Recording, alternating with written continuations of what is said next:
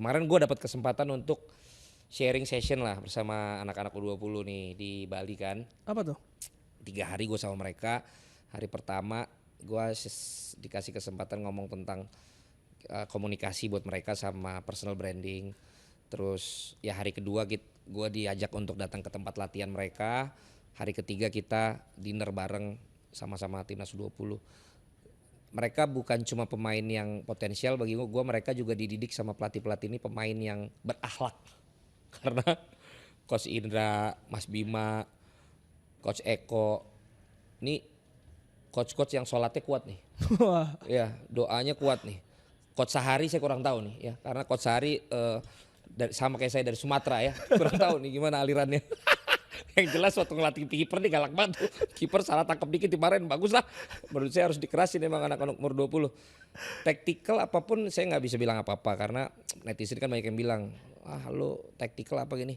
Saya percayakan sama Coach Indra Safri dan tim dengan apa yang sudah dia lakukan secara prestasi. Terus tapi saya salut dengan bagaimana mereka membangun satu kekerabatan di dalam satu angkatan U20 ini. Kelas mereka di hotel itu waktu itu jadi sehari latihan bisa 2-3 kali. Sisanya tuh kelas yang mendatangkan beberapa trainer.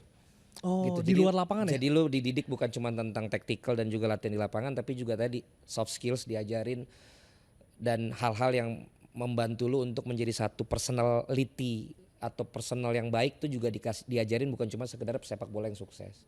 Menurut saya itu kurikulum yang kayak La Masia kan lakukan itu juga dulu ya. Menurut saya itu saya salut sama anak-anak U20 ini karena U20 ini kan ada di masa transisi antara yang masih junior, yang masih bisa dibilang belum profesional menuju ke profesional, lo akan jadi pemain pro gitu. Nah, dengan adanya fondasi yang diajarin bukan cuma sekedar di lapangan ini, menurut gue ini akan sangat membantu dia nanti pada saat akhirnya dia memutuskan untuk menjadi pemain pro, dia harus bersikap seperti apa di lapangan dan di luar lapangan. Tapi pada saat pun lu akhirnya tidak sukses di usia ini untuk menerusin jadi pemain bola, lu juga udah punya tahu lu akan kemana. Karena di sini diajarin juga minat bakat yang kayak kalaupun nggak jadi pemain bola, lu punya bakat di mana nih gitu. Nah, melihat itu saya pikir bekal anak-anak ini untuk di kualifikasi U20 ini menurut saya udah lebih dari cukup. Terus saya juga ngetes mereka satu dengan yang lain. Ada James Raven kan, Welber nggak ada ya, terus ada satu lagi saya lupa tuh.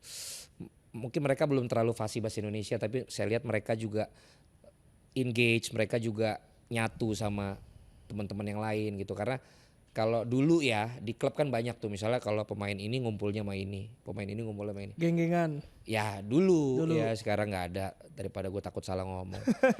Nah kalau ini udah kompak apa, menurut saya di luar teknik dan taktikal itu yang harus ada dulu dalam satu tim. Nah terlepas dari kemudian setelah saya balik ke sini kemarin ada keputusan 23 pemain kan.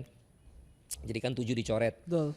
Salah satunya Arkan Kakak. Salah satu training itu adalah tentu berhasil atau tidak untuk melihat respon itu juga. Bagaimana respon 23 yang terpilih, bagaimana respon yang memang belum terpilih 7 orang itu. Gitu, ketika lo tidak dapat bekal itu, mungkin lo hanya akan kecewa, mungkin lo hanya akan kesel.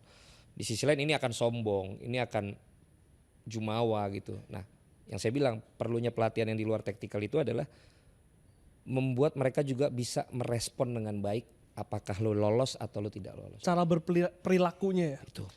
Balik lagi yang tadi lagi, SDM rendah perlu di training. Pemain juga di level ini bukan cuma tentang pelatihan di lapangan, tapi luar lapangan harus dikasih bekal juga. Gitu. Sedikit soal Arkan Kakak yang dicoret, termasuk yang kecewa, termasuk yang kaget atau gimana? Arkan Kakak itu saya sempat tes di kelas gitu dengan pertanyaan yang mungkin paling nakal lah dari media gitu kan. Cara jawab dia juga bagus. Mungkin jawabannya akan sama dengan apa yang disampaikan bahwa ketika dalam kebutuhan tim pelatih memang memilih si pemain A dan B bukan dia, mungkin bukan melulu semata-mata karena dia tidak lebih baik dari si A dan B. Tapi mungkin lebih kepada strategi atau bagaimana lawan yang akan dihadapi yang membuat pelatih itu harus memilih si A dan B bukan si Kakak. Aman kan jawabannya? Aman. Nah coba tanya sama dia, jawabannya kayak gitu nggak? Kayaknya udah kayak gitu deh, karena saya yang training. kita cek ya di media-media ya dia jawab boleh. Boleh, Tapi kan tidak perlu disampaikan. Ya. Tapi bagaimana dia bisa mulai dewasa bahwa dia mengerti itu adalah pilihan pelatih, kebutuhan tim, dan dia punya kesempatan lagi ke depan. Betul, ini bukan akhir segalanya ya. Itu yang harus Bung Valen. dibuktikan. Hoki cara